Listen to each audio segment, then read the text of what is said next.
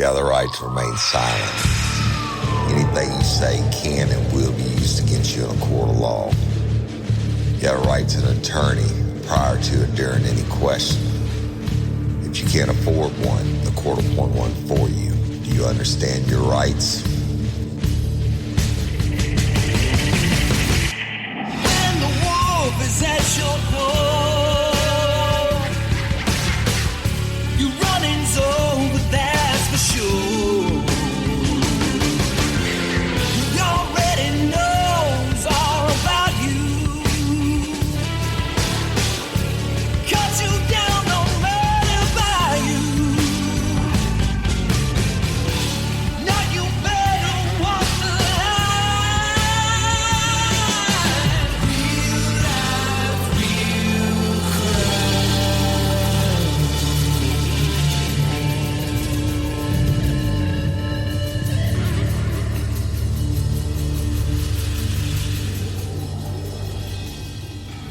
real Warning.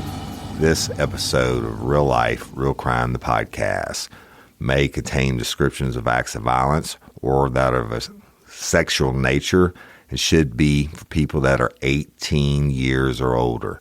Heed my warning, people.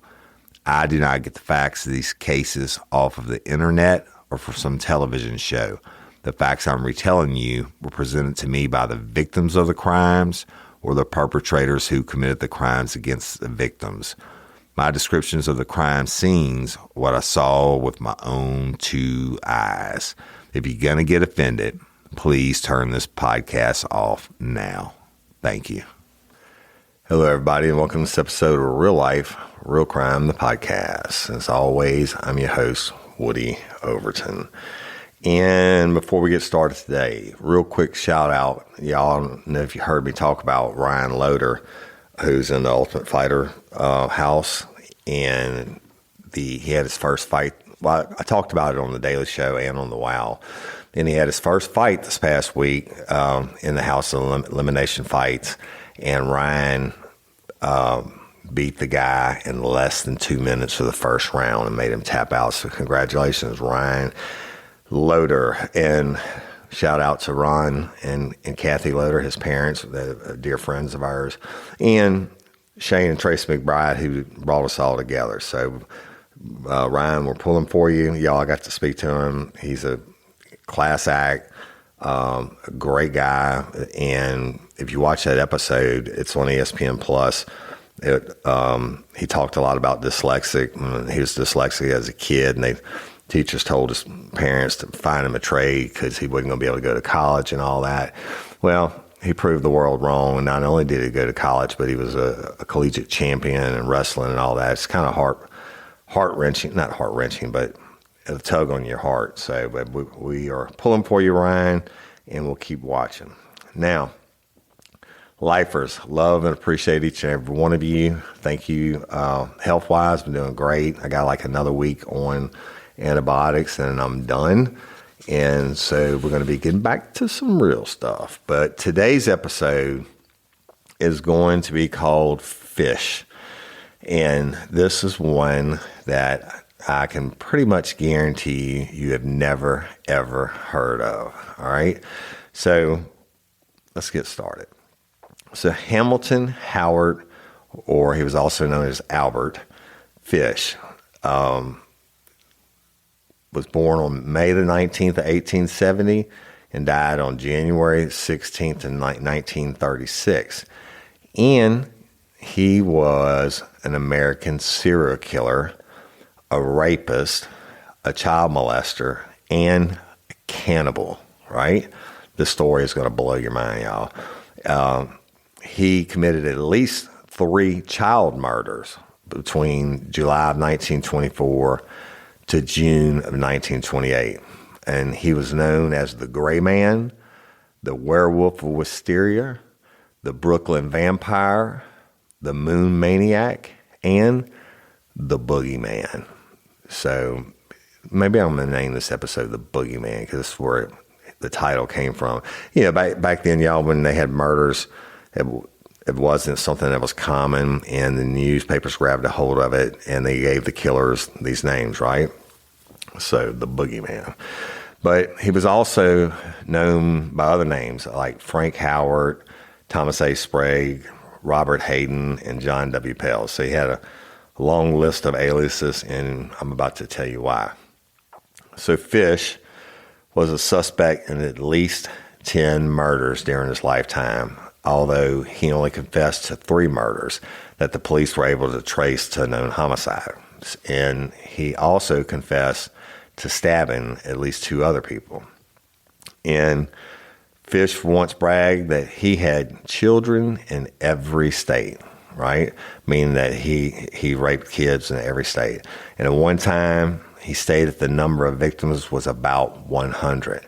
Now, this is before if your child got raped or a murder happened or whatever, there was no National Crime Information Center computer, and it just didn't exist, y'all. I don't think the FBI was formed yet. So if he went from state to state like the smart criminals do, you could commit a crime and get away with it. But anyway, he stated that the number of victims was around 100. However, it is not known whether he was referring to rapes or cannibalization. Yes, cannibalization, eating your victims. Fish was apprehended on December the 13th of 1934 and put on trial for the kidnapping and murder of Grace Budd. So he got convicted, and they gave him the ultimate punishment. 2 years later, he was executed by electric chair on January 16th of 1936 at the age of 65. All right, so bad guy. He's a real bad guy. But let's find out about him and his upbringing. It's going to trip you out. So Albert Fish was born Hamilton Howard Fish in Washington, D.C. on May 19th, 1870, to Randall Fish, who was born in 1795 and lived to 1875, so 80-some years, and Ellen Frances Howard, who was born in 1838 and died in 1903. Now, Fish's father was of American and English ancestry, and his mother was a Scots-Irish American. And Fish's father was 43 years old, and his mother was 70. Just what blows my mind. I can't even believe this is true. But his father was 43 years old, and his mom was 75 years old at the time of his birth.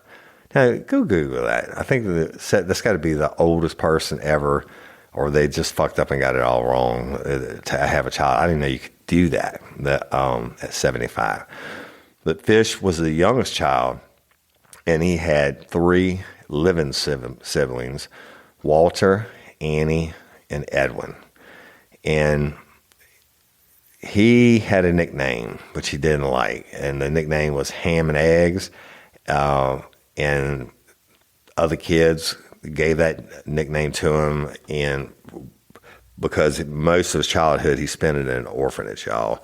So he hated ham and eggs, and he just, called me Albert, not ham and eggs, right? But Fish's family had a history of mental illness. His uncle had mania. One of his brothers was confined in a state mental hospital. A paternal half-brother suffered from schizophrenia, and his sister, Annie, was diagnosed with mental illnesses, and his mother had oral and or visual hallucinations, okay?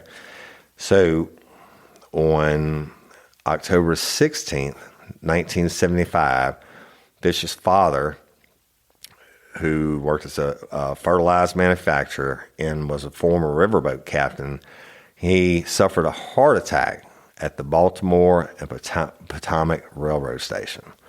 Now, Fish's mother then put him into the orphanage at St. John's Orphanage in Washington, where he was frequently physically abused. And I think that's a pretty common thing back then in orphanages, right? They weren't regulated like they are now.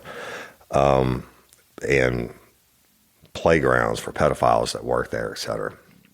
But Fish began to enjoy the physical pain that the beatings brought him. And by 1880, Fish's mother secured a government job and was able to remove Fish from the orphanage. Provide him a home, I guess, right? In 1882, at the age of 12, he began a relationship with a telegraph boy. The youth introduced Fish to such practices, and this is fucking crazy. He introduced him to drinking urine and eating feces. Now, I understand you're going to make friends or you're going to befriend someone or whatever, but how in the hell does a 12-year-old boy teach you how to drink your own urine or drink somebody's urine and eat shit? But Fish began visiting public baths. Now, that nowadays, I don't know, they're hotbeds for basically people that are looking for sex. But anyway, he began visiting public baths where he could watch other boys undress. And he spent a great portion of his weekends at these bathhouses, right? I guess he's getting the fantasy on. And throughout his life, he would write obscene letters to women whose name he acquired from classified advertising and marriage agencies. Just out there, I guess. In July 29th, 1889, and I'll get this posted. He's a good-looking kid. I have a mugshot of him from July 29th, 1889, where he was 19 years old, and he was arrested for forgery. By 1890, at the age of 20, Fish moved to New York City. There, he continued his ways, and he engaged in male prostitution and began molesting and raping boys. Most of his victims were less than 6 years old, right? Bad dude. In 1898, Fish's mom arranged a marriage for him to a lady named Anna Maury Hoffman, who was 9 years his junior. And they were married, y'all, for 19 years. And during that 19 years, they had 6 children: Albert, Anna, Gertrude, Eugene, John, and Henry Fish. And that's common. And like Aggo says when we're talking about pedophiles and stuff, he's like, oh, well, they were married. And how could it be a pedophile? Well, motherfucker, a lot of people that are married are, pedophiles and murderers and other shit. They do it to keep up appearances, right? So he's, 19 years. He banged out a bunch of kids, but guess what? He was still doing his shit.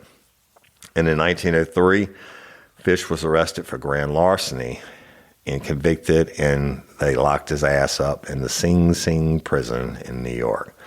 And, the Sing Sing Correctional Facility, which was formerly the Austin Correctional Facility, it's a maximum security prison, which was opened by the New York State Department of Corrections and Community Supervision. And it's about 30 miles north of New York City.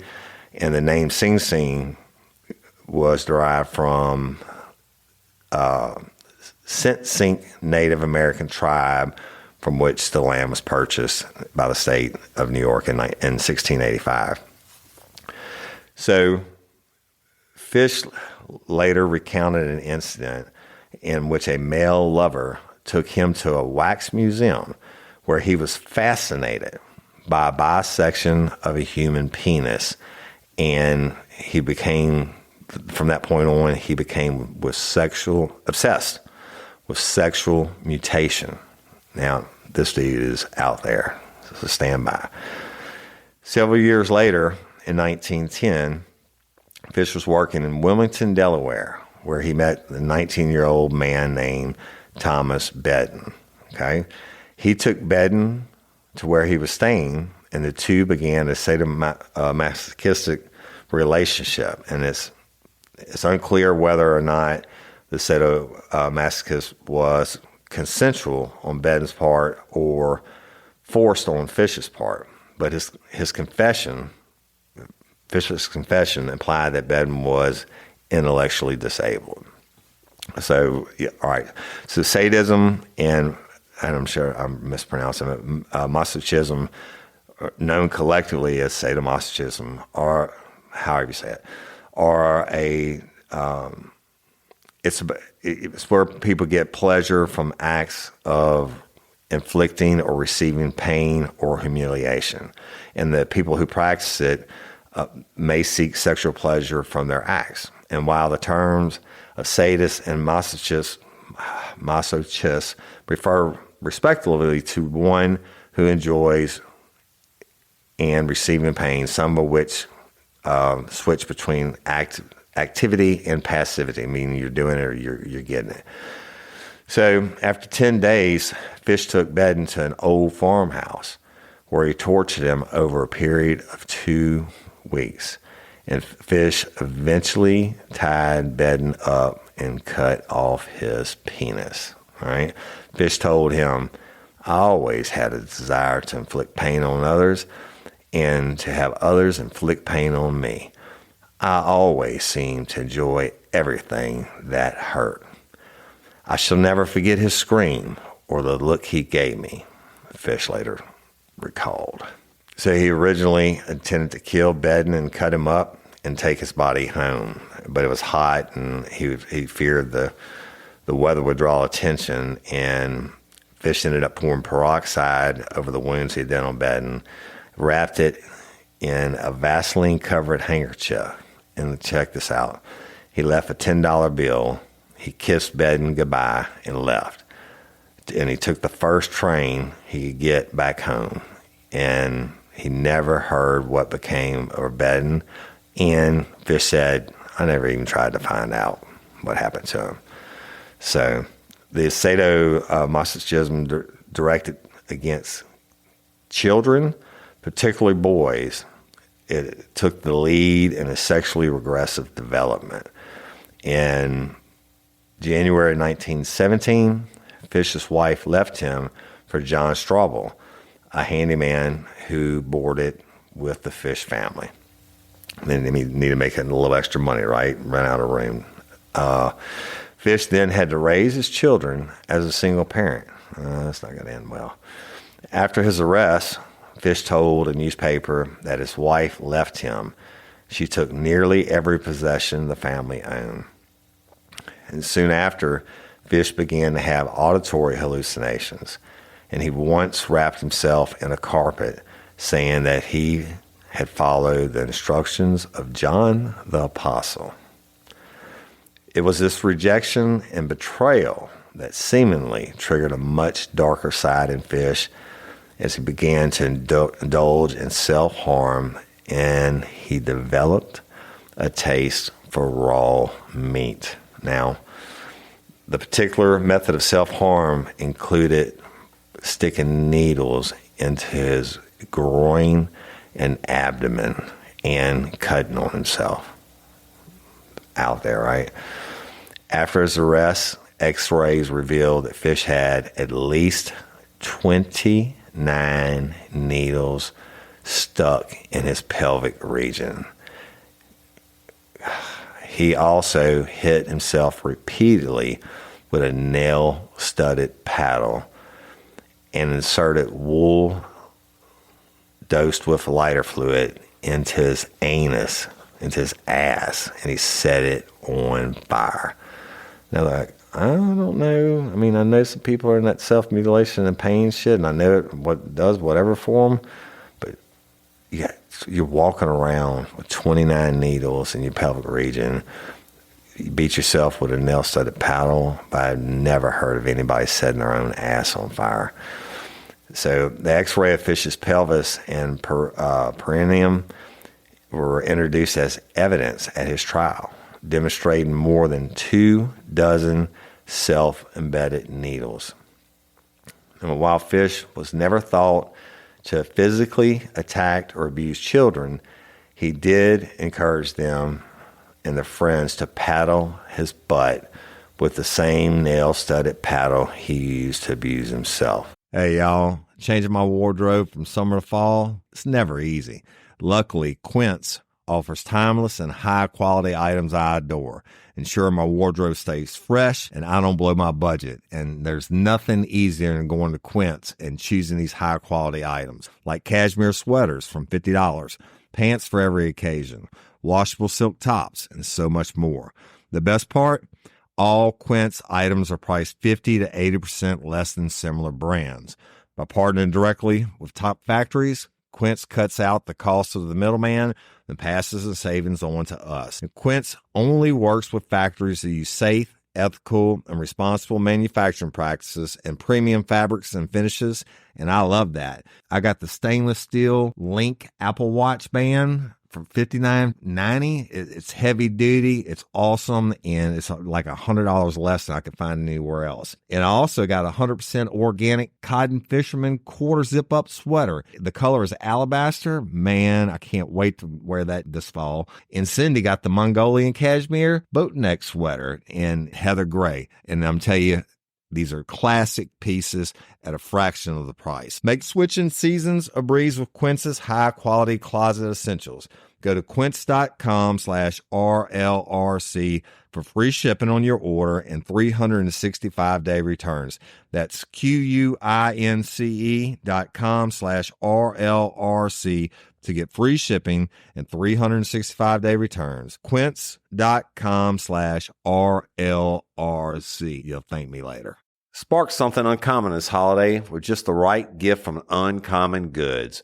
The busy holiday season is here, and Uncommon Goods makes it less stressful with incredible hand-picked gifts for everyone on your list, all in one spot. Gifts that spark joy, wonder, delight, and that's exactly what I wanted feeling. Hey, y'all, I ordered a super cool piece. It's a candle with a sculpture of an LSU's Tiger Stadium on top of it.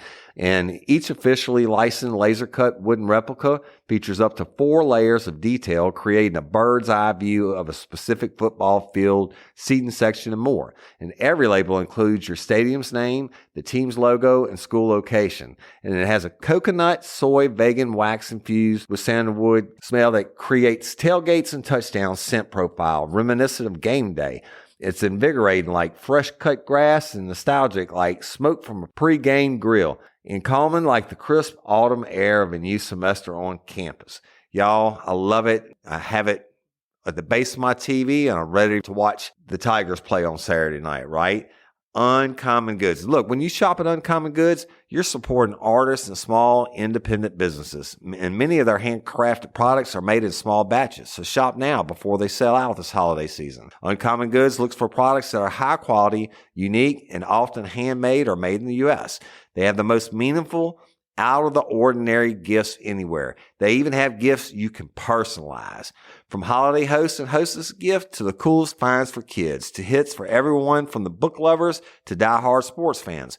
Uncommon Goods has something for everyone, not the same old selections you can just find anywhere. And with every purchase you make at Uncommon Goods, they give $1 to a nonprofit partner of your choice. They've donated more than $3 million to date. So to get 15% off your next gift, go to uncommongoods.com/RLRC. That's uncommongoods.com/RLRC for 15% off. Don't miss out on this limited time offer. Uncommon Goods, we're all out of the ordinary. Wow. In 1919, Fish stabbed an intellectually disabled boy in Georgetown. He chose people who were either mental disabled or African Americans as his victims, and he later explained that he assumed these people would not be missed when they were killed or when he killed them. Fish would later claim to have occasionally paid boys to get other boys for him, right, and to bring them in as victims. Fish tortured, mutilated, and murdered young children with his implements of hell, that's what he called it, which was a meat cleaver, a butcher knife, and a small handsaw. On July 11th of 1924, Fish found an 8-year-old Patrice Keel playing alone on her parents' farm on Staten Island, New York. He offered her money to come and help him look for rhubarb. She was about to leave the farm when her mother chased Fish away. Fish left, but guess what? He came back later to the Kills barn, where he tried to sleep, but was discovered by Beatrice's father and forced to leave. And during 1924, the 54-year-old Fish, my age, suffering from psychosis, felt that God was commanding him to torture and sexually mutilate children. And shortly before the abduction of another victim of his, Grace Budd, Fish attempted to test his implements of hell on a 10-year-old child he had been molesting named Cyril Quinn. And Quinn and his friend were playing box ball on a sidewalk when Fish asked them if they had eaten lunch. When the kids said they hadn't eaten lunch, he invited them to his apartment for sandwiches. And while the boys were horseplaying and wrestling on Fish's bed, they dislodged the mattress or knocked it off. And underneath the mattress, what did they see? There was a knife, a small handsaw, and a metal cleaver, a meat cleaver. Basically, the hell implements, right? They became frightened and they ran out of the apartment. Now, go to May of 1930, and Fish was arrested in Waterloo, New York, for sending an obscene letter to a woman who answered an advertisement for a maid. Following that arrest, and another one in 1931, he was sent to the Bellevue Hospital for observation, right? I guess y'all, it's way before probably even phones and everything was done. So he's looking up ads, and they naturally have their address there, and they postmark me back if you want a maid, and he would send them nasty letters, the original form of a dirty phone call, I guess. On May 25th, 1928, a young aspiring teen named Edward Budd posted an ad in a newspaper. And in this ad, Budd stated that he was an 18-year-old male looking for work as a painter. He also naturally gave his address because he couldn't get a response if you didn't have your address. On May 28th, Fish, who was then 58, saw a classified advertisement in the Sunday edition of the New York World that read, "Young man, 18, position in the country, Edward Budd, 406 West 15th Street." Well, that sets our boy off, right? And on the same day, Fish went to the address provided and introduced himself as Frank Howard, a farmer from Long Island. And he approached the door and offered Edward a job.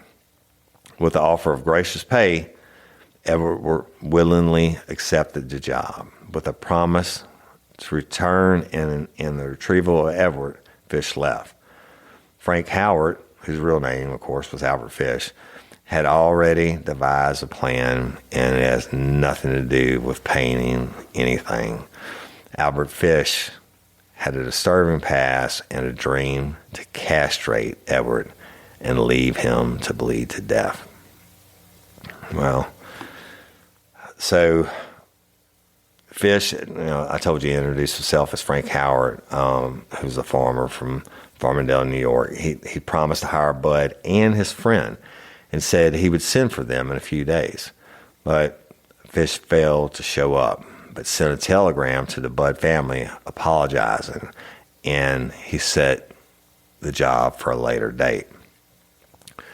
When Fish returned, he met Edward's sister, Gracie Budd, who was 10 years old. And I have a picture of her, y'all, this little young sweetie.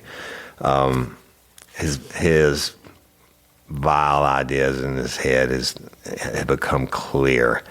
But when he came back that time, he posed as a harmless old man. And when he, in his history, perceived him the most vile child predator, he shifted his intentions towards Grace, right? He was like, fuck the rest of them. I want this 10-year-old. And quickly made up a story about having to attend his niece's birthday party. He persuaded the parents, Delia Bridget Flanagan and Albert Francis Budd Sr., to let Grace accompany him to the party that evening. I guess it was a different time, y'all. Parents were more trusting, or I know it was. But there was no niece and no birthday party, and the Budds never saw Gracie again. Now, serial killer Fish took Grace to a previously chosen abandoned house for one of his infamous crimes, the murder and consumption of Gracie Budd. This really nice house. I have a picture of it. The abandoned home was a Wisteria cottage at 359 Mountain Road in upstate New York. And its location in the East Irvington neighborhood of Irvington, New York. And Fish manually strangled Gracie to death. Then he cut off her head and cut her body into pieces, dismembered her. And he stayed there, y'all. He didn't go to the grocery store. He didn't have to order DoorDash. You know why? Because he ate Gracie. He ate her body. Most of it. I mean, obviously couldn't eat the bones. He ate it over a period of several days. All right. So when Gracie doesn't come home, naturally there's an investigation, etc. And finally, the police arrested 66-year-old Superintendent Charles Edward Pope on September the 5th, 1930, as a suspect in Grace's disappearance. And because Pope was accused by his estranged wife, right? So she's like, they getting divorced. She's like, fuck it, I'm gonna stick my husband out. And she did that. And this poor bastard spent 108 days in jail between his arrest and trial on December 22nd of 1930. But thankfully, the justice system worked, and when Charles Everett Pope went to trial, he was found not guilty.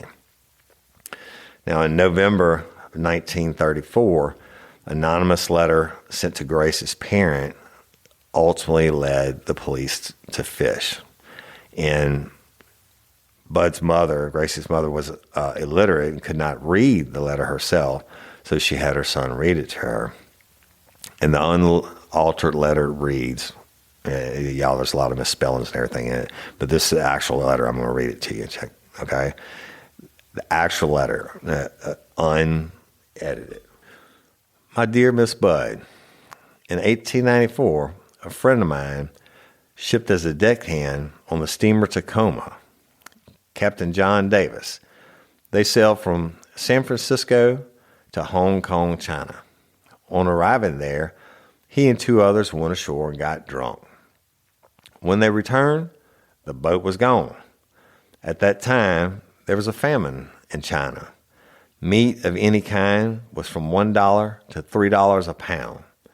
So great was the suffering among the very poor that all children under 12 were sold to butchers to be cut up and sold for food in order to keep others from starving. A boy or girl under 14 was not safe in the street. You could go in any shop and ask for steak, chops, or stew meat. Part of the naked body of a boy or girl would be brought out and just what you wanted cut from it. A boy or girl's behind, which is the sweetest part of the body, was sold as a veal cutlet, and it brought the highest price. John stayed there so long he acquired a taste for human flesh. On his return to New York, he stole two boys, 1-7 and 1-11.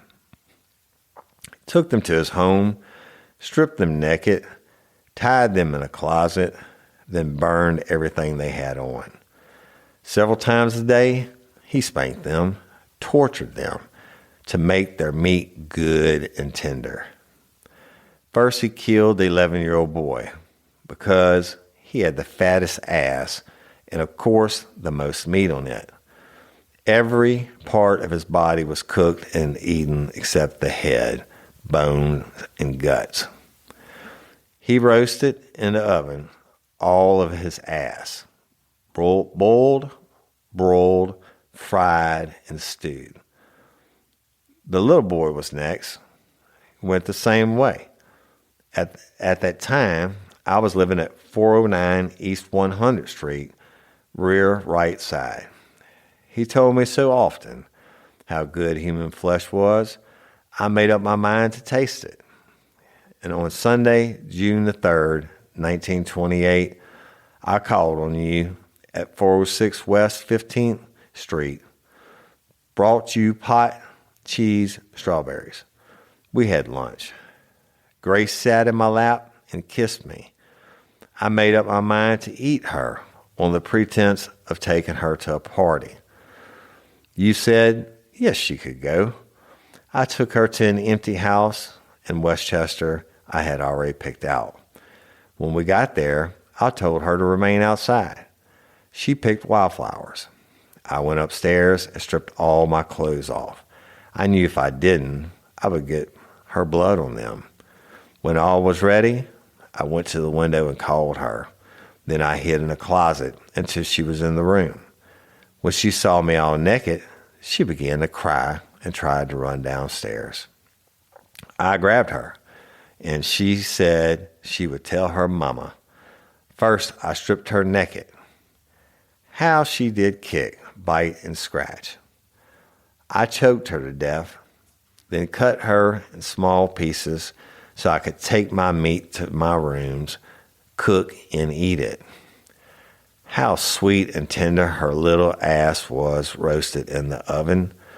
It took me 9 days to eat her entire body. I did not fuck her, though I could have, had I wished. She died a virgin. Police investigated the letter, and although the story concerning Captain Davis and the famine in Hong Kong could not be verified, the part of the letter concerning the murder of Grace was found to be accurate in its description of the kidnapping and subsequent events. The letter was delivered in an envelope that had a small hexagonal emblem with the letters NYPCBA, representing New York Private Chauffeurs Benevolent Association. Now, a janitor at the company told the police he had taken some of the stationery home, but left it at his rooming house at 200 East 52nd Street when he moved out. The landlady of the rooming house said that Fish checked out of that room a few days earlier. She said that Fish's son sent him money, and he asked her to hold his next check for him, right? So he's going to come back. So Detective William King, the chief investigator for the case, waited outside the room until Fish returned. Well, when he does, he approaches him and says, hey, would like to talk with you. And Fish then agreed to go to headquarters for questioning. Then he pulled out a razor blade, and Detective King disarmed him pretty quickly.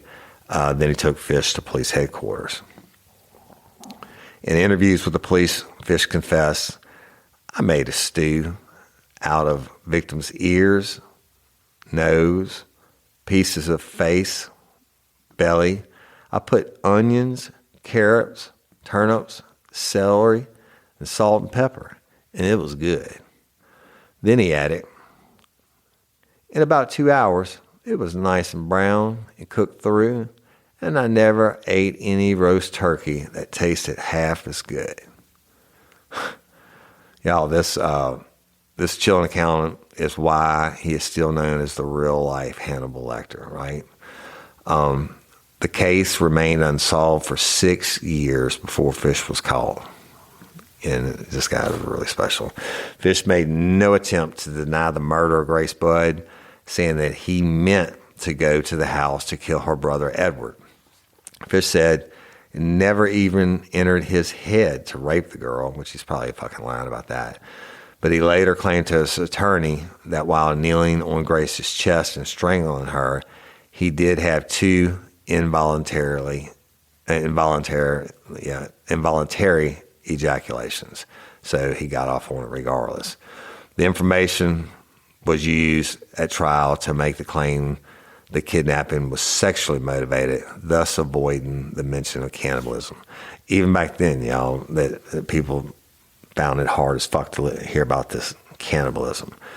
Now, after the arrest of Fish is where the rest of the story begins. The additional crimes were discovered. By the time Fish came to meet the unfortunate Grace Budd, he was 58 years old and had already tortured and killed several children and molested hundreds. And during the night of July the 14th, 1924, 9-year-old Francis McDonald was reported missing after he failed to return home after playing catch with friends in Port Richmond on Staten Island. So a search was organized and his body was found hanging in a tree in a wooded area near his home. He had been sexually assaulted and then strangled with his suspenders. According to the autopsy, McDonald also suffered from extensive lacerations to his legs and his abdomen, and his left hamstring had almost been entirely stripped of all its flesh, which is crazy. Fish refused to claim responsibility for this, although later he stated that he intended to castrate the boy, but he fled the area when he heard somebody walking up. Now, McDonald's friends told police that he was taken by an elderly man with a gray mustache. A neighbor also told police he observed the boy with a similar-looking man walking along a grassy path into the nearby woods. Now, Francis' mother, Anna McDonald, said she saw the same man earlier in the day. He came shuffling down the street, mumbling himself and making queer motions with his hands. I saw his thick gray hair and his drooping gray mustache. Everything about him seemed faded and gray. So, y'all, this description is resulted in the mysterious stranger becoming known as the Gray Man. And remember, I told you he got all kinds of nicknames, right? But the murder of McDonald remained unsolved until the murder of Gracie Budd, when several eyewitnesses, among them the Staten Island farmer Hans Keel, positively identified Fish as the odd stranger seen around Port Richmond on the day of McDonald's disappearance. At first, Fish denied the charges. It was only in March of 1935, after the conclusion of his trial for Gracie Budd's murder and his confession to killing another one, Billy Gaffney, that he confirmed to investigators that he also raped and murdered McDonald. Hey, y'all, let me tell you about Gobble. All Gobble meal kits are pre-prepped. That means less work for you and less waste in your kitchen. Their meal kits include everything you need so you can save time at the store or just skip that trip entirely. I got the box in and I had 3 different meals. I had a Kung Pao chicken, crispy fish tacos, and a beef bourguignon, however you say it. But let me tell you about the classic beef bourguignon. Look, it came with beef pot roast and a beef broth concentrate, red wine demi-glaze, cremini mushrooms, cipollone onions, mashed potatoes, baby carrots, and rosemary thyme butter. It was so easy to make. Literally like 15 minutes it took Cindy. And let me tell you something, and all the dishes were fire, but this thing was like a taste explosion in my mouth. It's just unreal. We've got to spend more time together and more time doing the things we love because everything came in this one single box right to my door. So see what a difference Gobble will make for your household. Right now, they're offering my listeners a fantastic limited time deal. You get $120 off across 4 boxes plus free shipping and free cookies. And let me tell you, those cookies, I ate one that was sin baked and it was delicious. Go to gobble.com/real life. That's GOBBLE.com/real life for $120 off your first 4 boxes. This offer is not available on the home site, so don't miss out. This is genius. It's taste explosions in your mouth like you never had. Hey ladies, are you feeling overwhelmed by hormonal changes? Well, you're definitely not alone. There are more than 1,000 hormone disruptors living in our environment right now. It's in your food, your water, the air you breathe, the clothes you wear, your skincare products. They all mess with your hormones. Then there's the natural hormone changes your body goes through, premenopause, menopause. And while it's a natural process, it doesn't mean you have to suffer through it. The good news is you don't have to suffer through it anymore, because now you have Hormone Harmony, a formula made only with herbal ingredients that are shown to reduce hormonal symptoms in women of all ages. Hormone Harmony is not just a hormone support and supplement. It's become a phenomenon. Women can't stop talking about it on social media. A bottle of Hormone Harmony is sold every 24 seconds. And the biggest benefit? Well, my wife says it makes her feel like her own self again. And that's what women mention over and over in the reviews. And there are over 30,000 reviews for Hormone Harmony. And for a limited time, you can get 15% off your entire first order at happymammoth.com. Just use code RLRC at checkout. That's happymammoth.com and use code RLRC for 15% off today. That's happymammoth.com and use code RLRC. When the McDonald confession was made public, Fish's reputation as the most vicious child slayer in criminal history began, right? On February 11th, 1927, a 3-year-old Billy Beaton and his 12-year-old brother were playing in an apartment hallway in Brooklyn with a 4-year-old William Billy Gaffney. When the 12-year-old left for his apartment, both younger boys disappeared, and Beaton was found later on the roof of the apartments. When asked what happened to Gaffney, Beaton said, "The Boogeyman took him." Gaffney's body was never recovered. Initially, and once again, they blamed another dude. Initially, serial killer Peter Kuznowski was the suspect in Gaffney's murder. Then, Joseph Meehan, a motorman on a Brooklyn trolley, saw a picture of Fish in a newspaper and identified him as the old man whom he saw on February 11th, 1927. The man had been trying to quiet a little boy sitting with him on the trolley. The boy was not wearing a jacket, and he was crying for his mom, and was dragged by the man on to and off the trolley. And Beaton's description of the Boogeyman matched Fish, and police matched the description of the child to Gaffney. Right? Crazy. Detectives of the Manhattan Missing Persons Bureau were able to establish that Fish was employed as a house painter by a Brooklyn real estate company during February 1927, and that on the day of Gaffney's disappearance, he was working at a location a few miles from where the boy was abducted. And Gaffney's mother, Elizabeth Gaffney, visited Fish in Sing Sing, where he was locked up, accompanied by Detective King.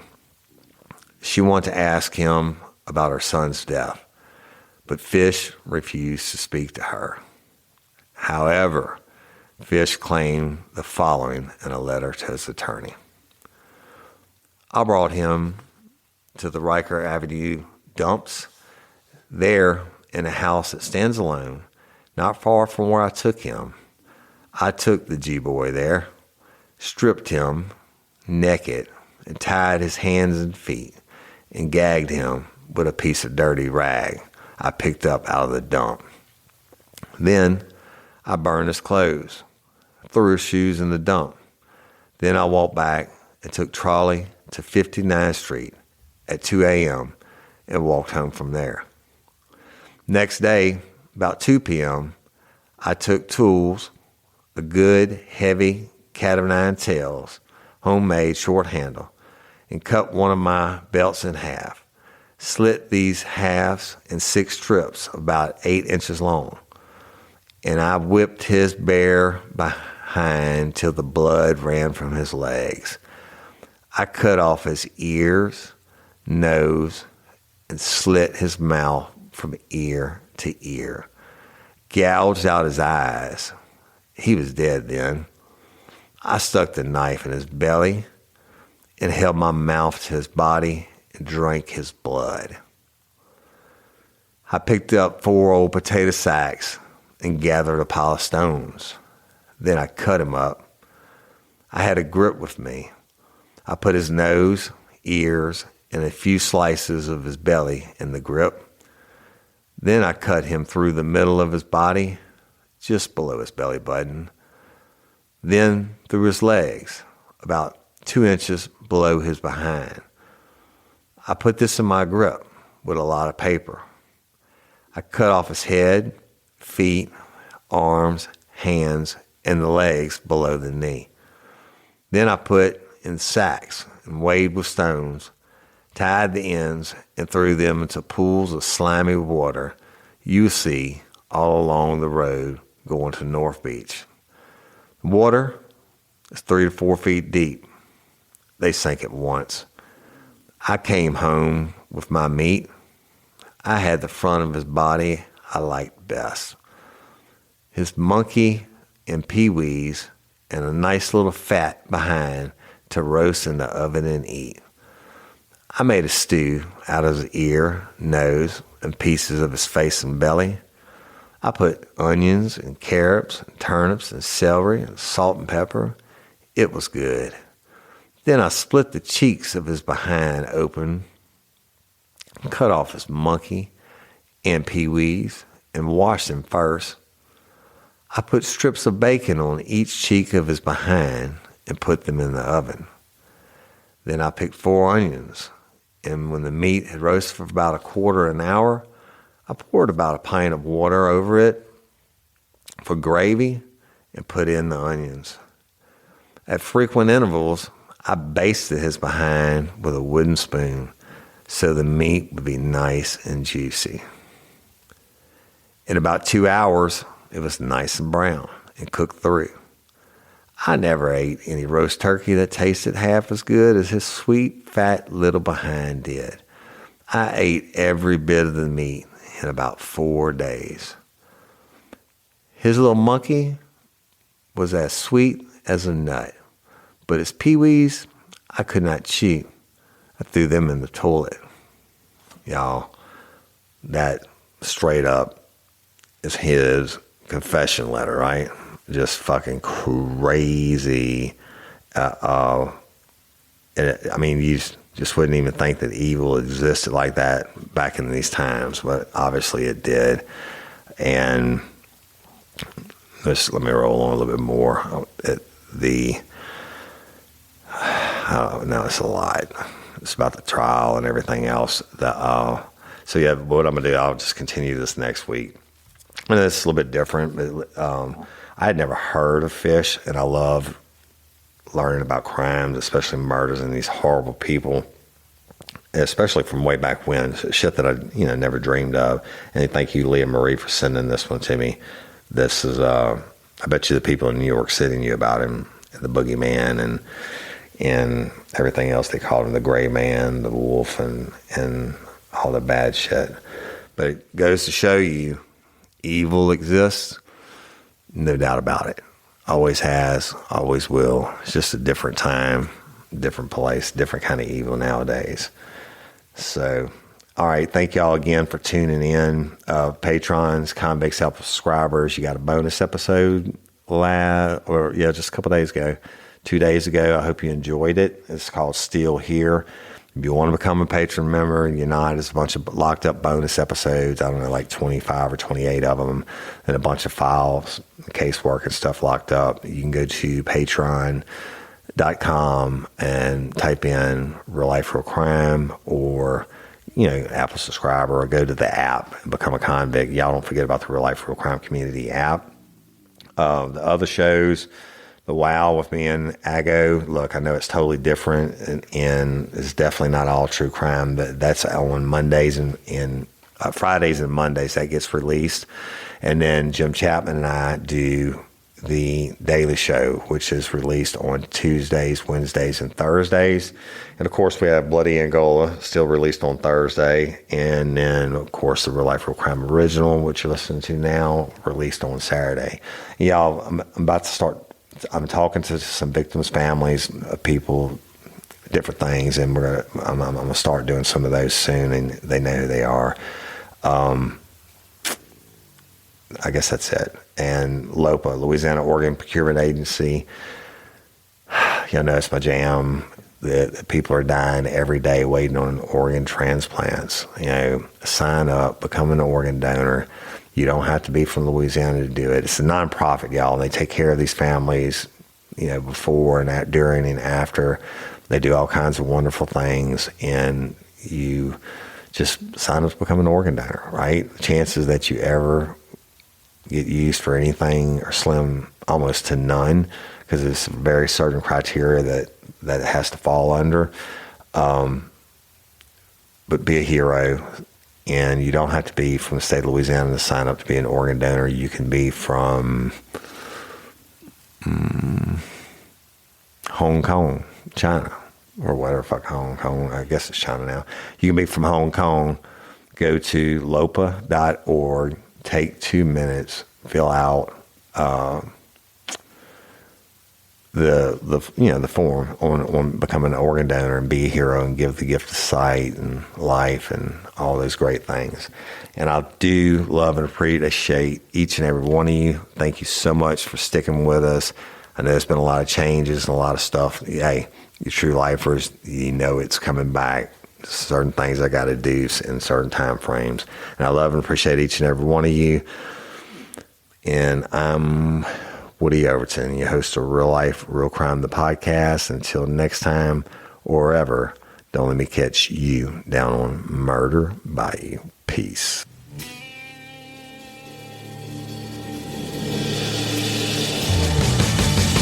You have the right to remain silent. Anything you say can and will be used against you in a court of law. You have a right to an attorney prior to and during any question. If you can't afford one, the court will appoint one for you. Do you understand your rights?